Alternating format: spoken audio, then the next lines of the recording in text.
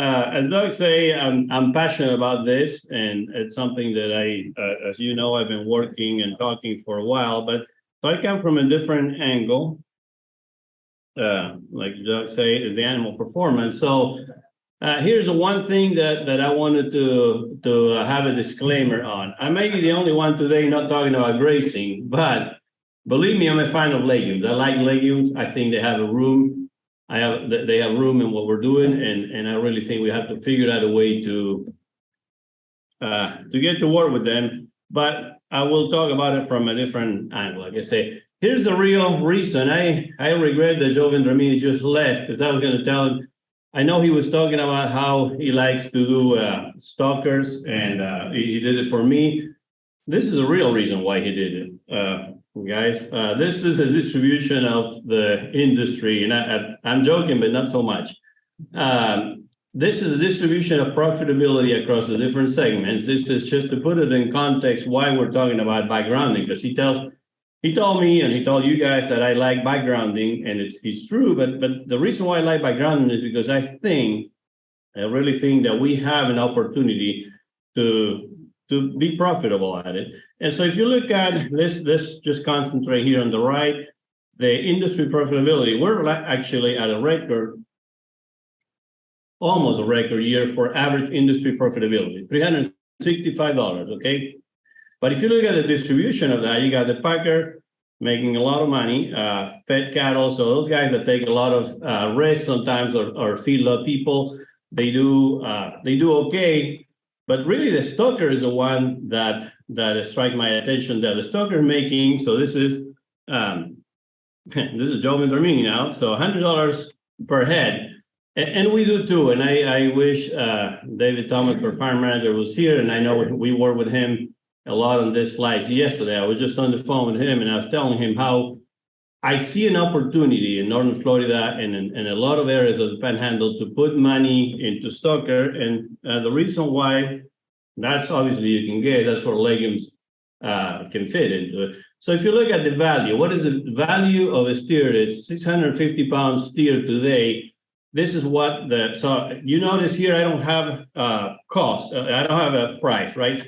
I have value. Value means 650 times whatever that price is. So that's the value. Florida, what you notice here, and I put on purpose this comparison with so many other states, because what you can see here, I don't know if you have probably don't have a pointer, but the mouse. Okay. So the states that I pick on purpose are the ones where I see that they market a difference with Florida. So Florida, we unfortunately still get heavily discounted. Our folks in Alabama are doing actually quite well. And this week. I noticed difference week to week. So not every week is going to be the same. Sometimes this is a little better. Sometimes it's worse. But the point is that we have room for improvement in Florida. We really are at least $200 behind per head when it comes to profitability or the value of the stocker. So that's my excuse to bring legumes into the conversation. And this is something I feel very strongly about. And you heard me talk. I apologize. A few of you have seen my slides, some of the slides. I actually changed quite a few, this one for sure. But you hear me preach about how I feel like silages are a game changer for us. And they are. They bring the least cost per ton of dry matter. And because they bring the least cost, they also help minimize risk and manage inventory. Manage inventory is a huge one for us, okay? Many of you will recognize how hard it is now to get commodities, how hard it is to store commodities. So for us, being able to in one day, typically the way we do it, in one day be able to harvest 240 tons of feed. And I'll show you the quality of the feed we're talking about. It is a huge opportunity. I want to take a minute to thank Federico Tarnowski for all the help with the slides. This is one of them. He helped me put together some slides, also because he's quite involved in one of the studies that I'll show you. But the current scenario is that there's a shift in precipitation, weather patterns. I don't need to tell you about all these things because it's pretty obvious. The risk of growing corn silage, it's tremendous. If, in fact, for us here in Florida, if we don't do it with irrigation, we don't do it at all. I don't think it's really profitable. and there's a lot of feed price fluctuation, particularly when it comes to proteins. Okay, so protein buying, it's one of our biggest nightmares we do when we talk about backgrounding, and Dr. Diller already addressed this or talk about the need to have high quality protein in backgrounding. So we do need protein, and we don't have a lot of options. I'm sure you're fully aware of this. We don't have a lot of options in the Southeast for protein. So that's where really legume again has a tremendous opportunity. So this is going to be a story of two crops only today. So I'm only going to concentrate on forage soybeans and alfalfa. And the reason why, and hence my question to Dr. Stoltenberg earlier, alfalfa, I'll tell you a little bit more. This is more geared toward the Midwest. It is coming up from a study we conducted in collaboration with the University of Minnesota. I would love for alfalfa to work here for a backgrounding system, but I fully agree with some of the challenges that were discussed earlier. And forage soybeans is something we're just getting to learn and hear and know about it. So the forage soybean is more like a testimonial, if you will, than actual research. The other one, it's a research study. So the reason why these two crops, if you look at this, the corn silage, it's no secret that the yields keep going up, right? So we got different areas there, and all the way from the 30s to the 20s. And you can see different areas where corn silage yield keep going up. And now we're actually, I'm surprised to see here that it stops at 20. 2 years ago, last year we had 24 tons per acre in corn silage yield. And the year before we had 26 tons per acre in corn silage yield. So I think this graph, it's a little short, or at least the reality in the Panhandle of what we're doing. And I'm sure it's even better in other areas. But now alfalfa has been pretty stagnant. If you look at the area planted, the reason why the area planted has decreased in some ways, it could be because of yields in many cases. And that also leads to loss of ecosystemic opportunities and contributions of this perennial crop. So that's one of the reasons that we wanted to exploit. This is a YouTube video if it works. I know we have to have internet, so I don't know if it's going to work. No. I got it from, yeah, I think it doesn't look like it might work. Anyway, what it was showing, and I was preparing for the fact it was not going to show, it's just a field, it's a haylage in Minnesota, in Morris, Minnesota, a dairy operation that I had the opportunity to visit. Let me see quickly if it was exported as a picture.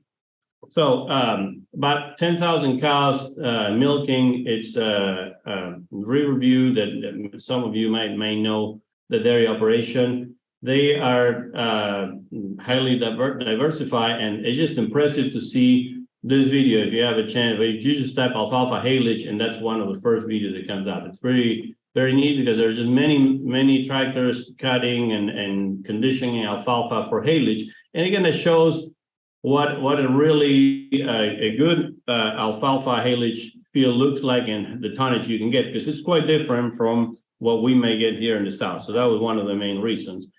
So now, briefly, I'm going to get back to alfalfa and the study. So that was just more of an intro of the two crops that I'm going to talk about that. But I'm going to share a few slides of you want to call it a pilot project we had at NFREC. We started last year with this.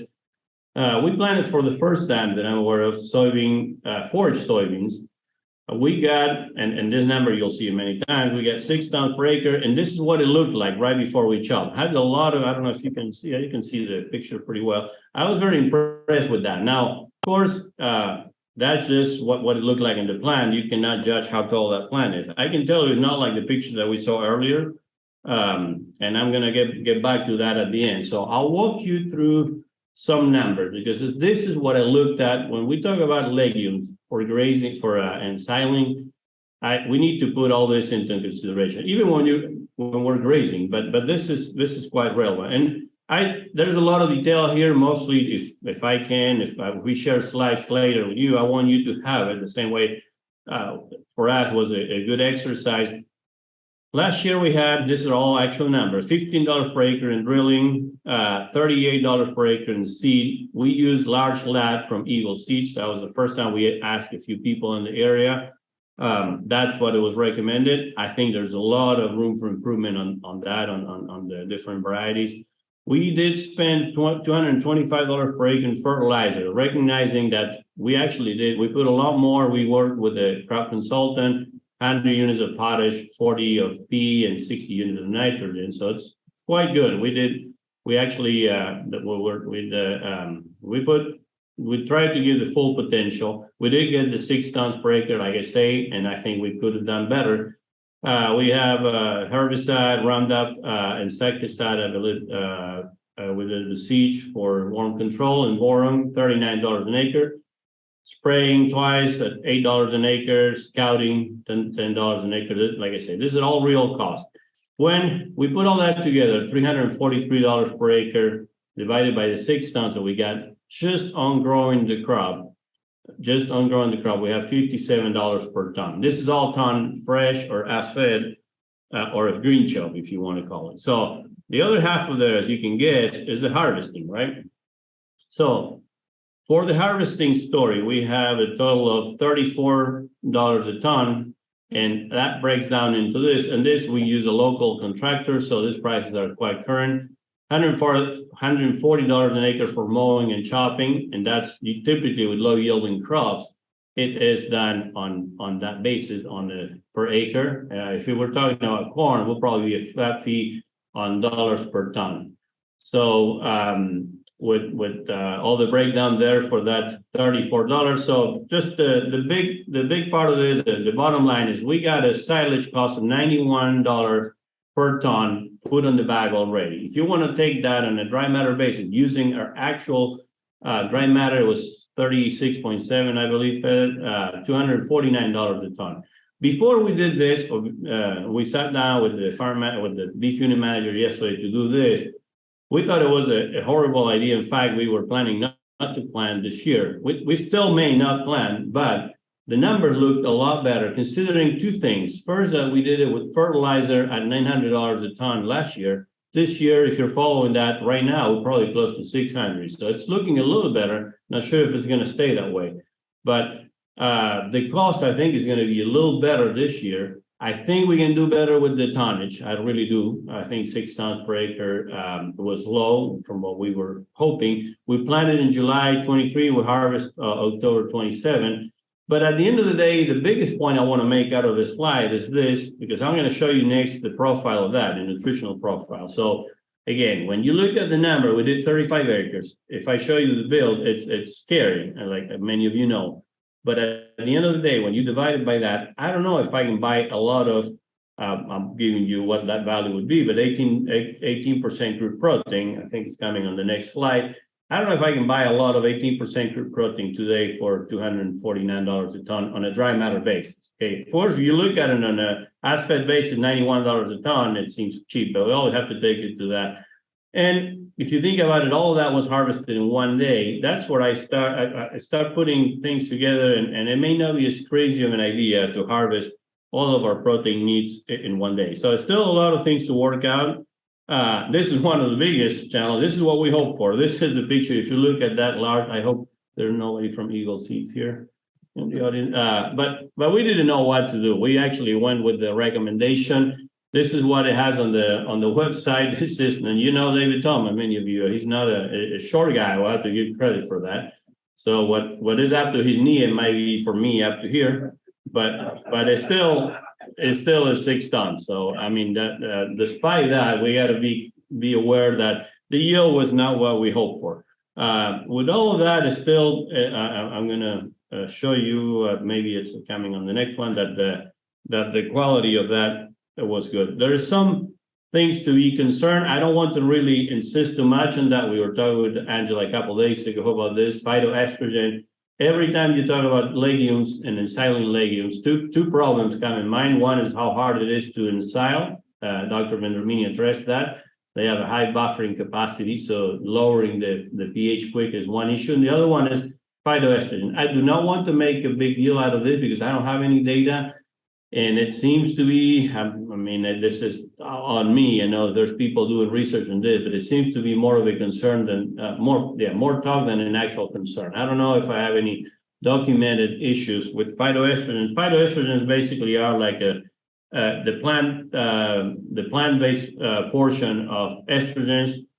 And yeah, I have a little bit more here, more technical, but certain legumes do have this phytoestrogen, where they're very similar in structure to the mammalian estrogen, and they could disturb or disrupt to some extent the estrous cycle. That's the whole theory behind.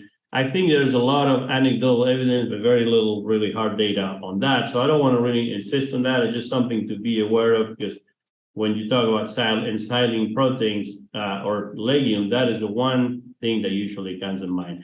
And this is what I was telling you earlier. This is the profile and sample we sent to Dairy One of that soybean silage that we actually are feeding right now. We opened the bag a couple of weeks ago. We're actually feeding 36% dry matter, 18% protein. Again, this is the part that gets me really excited, along with this one, 8.9% fat. And you can see it if you go to the bag and open, they look oily.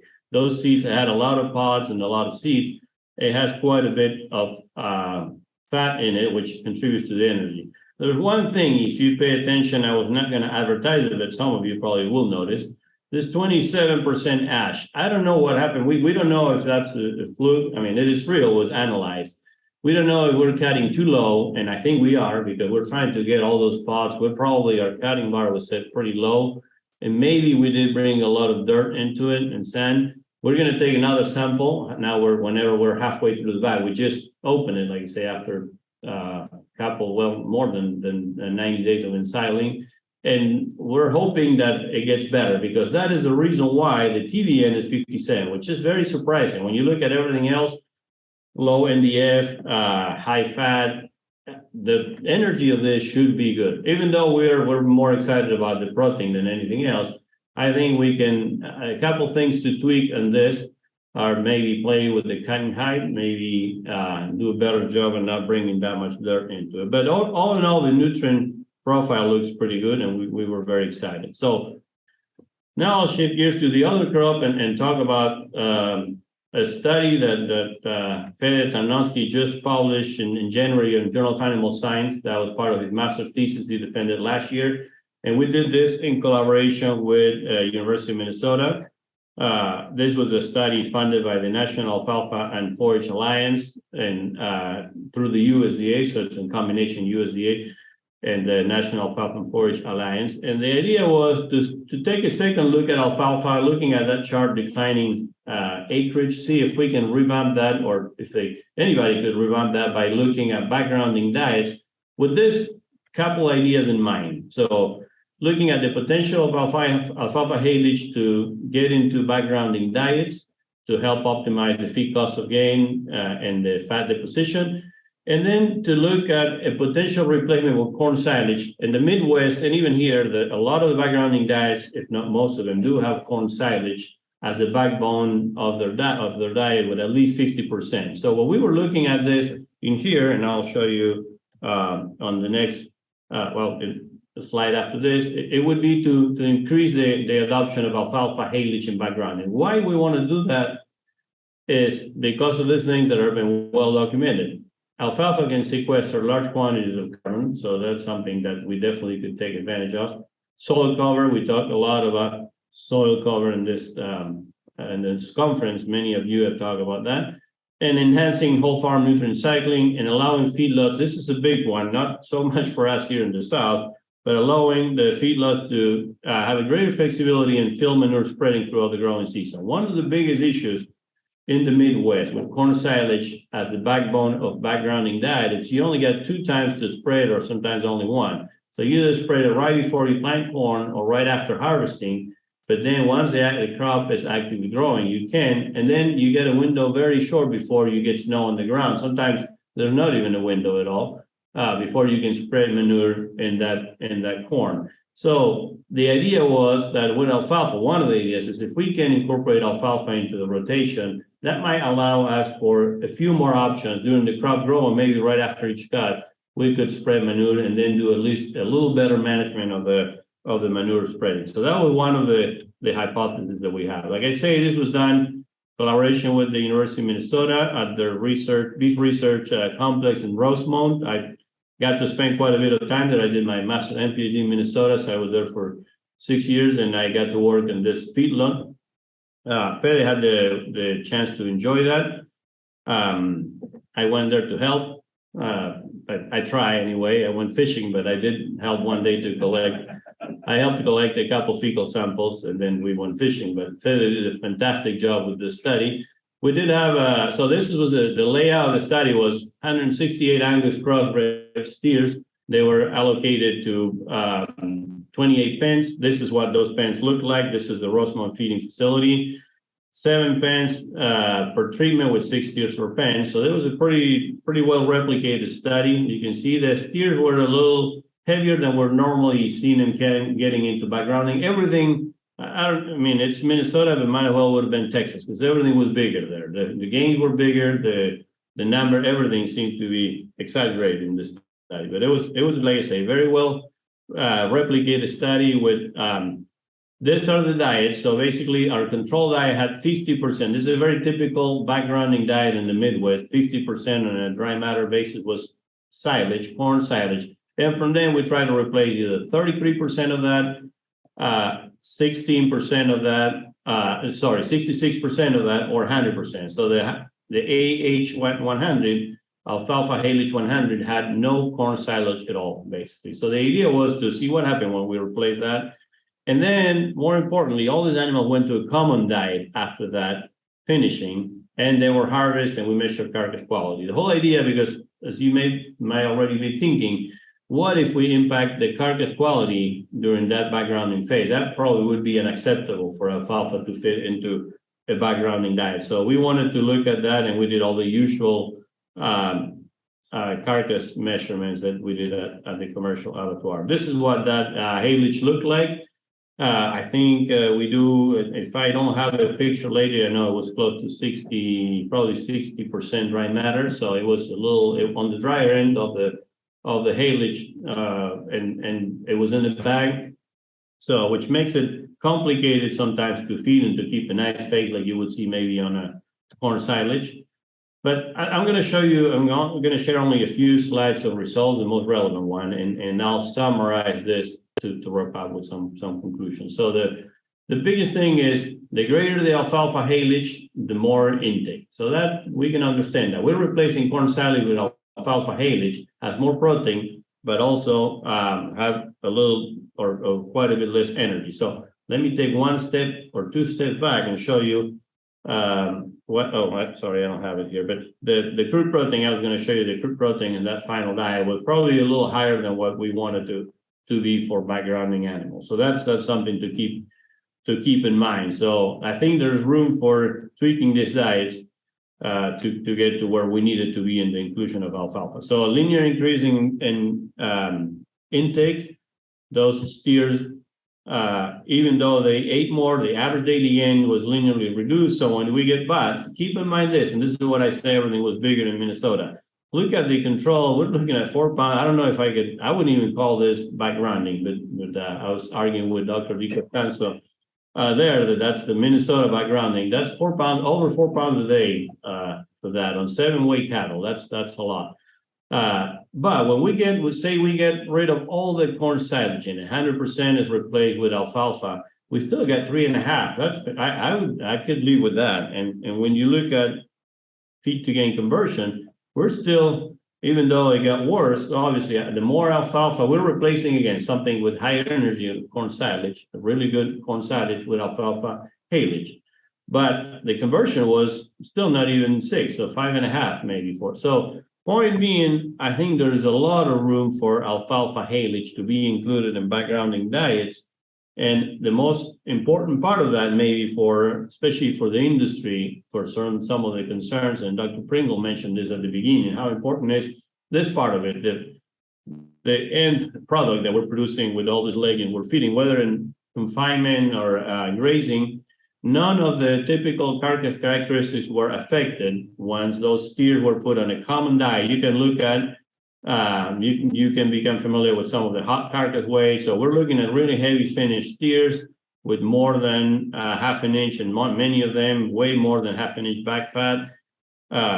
no difference. I'm showing you all this, but I'm not showing you any p-value, but you can believe me, there was no difference in the USDA quality grade distribution. So overall, we have a little bit close to 5% prime. None of this was significant, so I can't even get excited about any of the numbers, but the reality is that we did not impact the distribution of carcass once we finished that backgrounding phase with alfalfa haylage as our main silage, and then we move into a common finishing diet typical of what's in those areas. So I'm gonna, for the sake of time, I'm gonna skip some of the ENSILING costs because I already covered some of that. Mainly, the main thing that I do want to show is this one, which is for those yields that we could have gotten that alfalfa and the cost that we had, and Fede helped me put together this, we were feeding at $137 a ton of dry matter, which is even better than the other crop that I told you about, the soybean. So, of course, here the yield of alfalfa helps, it dilutes the cost a lot more. So it's something to keep in mind, even though it may not work, and we discussed that earlier, it may not be a fit for this area. There may be some area where the legumes such as alfalfa can work into backgrounding diets by harvesting, bagging, and maybe putting in the bag. So to wrap up, it can replace corn silage in backgrounding without any effect on carcass quality. It could reduce cost, I would argue, with that cost that I show you. And then some things that we did not measure that were part of the grant where ecosystem services could be enhanced. We got more soil cover for a longer period, pollinator habitat, increased carbon fixation, and what I mentioned earlier, the possibility of spreading manure throughout the season, throughout the growing season with alfalfa, which cannot be done with corn. So those are all huge things. You heard tomorrow, if you have a chance to come to our field day, the idea was to discuss some of these feeding strategies. If the weather allows, I'm going to show you the bag. Looks like it may not be the case, but I'll show you some videos of cow cattle consume out of these bags. And you heard me talking about this. One big thing that I'll mention is for legume, we do not have to provide protein separately, which is usually the case for whenever we are supplementing or feeding corn silage. So this is a huge plus in a system like this. Basically, we could open the bag of soybean silage or alfalfa haylage and just let them eat out of the bag, and that's all the protein they need for backgrounding cattle. So that's a huge. This system has been tested in other parts. You can see it here from some aerial photos. I've shown this before. So as an overall summary, alfalfa haylage could, when we included at 50% of the diet in backgrounding, we got a 3.4 average daily gain. Granted, it still had 39% corn, and I could use a 2 pounds a day gain or 2.5 and even get rid of some of that corn and not all of it. So the point being, there's a lot of room for improvement with including alfalfa haylage at much greater inclusion than 50%. And it does not appear to have an impact, at least at 50% of the diet, does not have an impact on carcass quality, which would be a concern. Phytoestrogens, I don't know enough about it. I just want to make you aware that that might be something that people will find, but I'm not aware of any studies.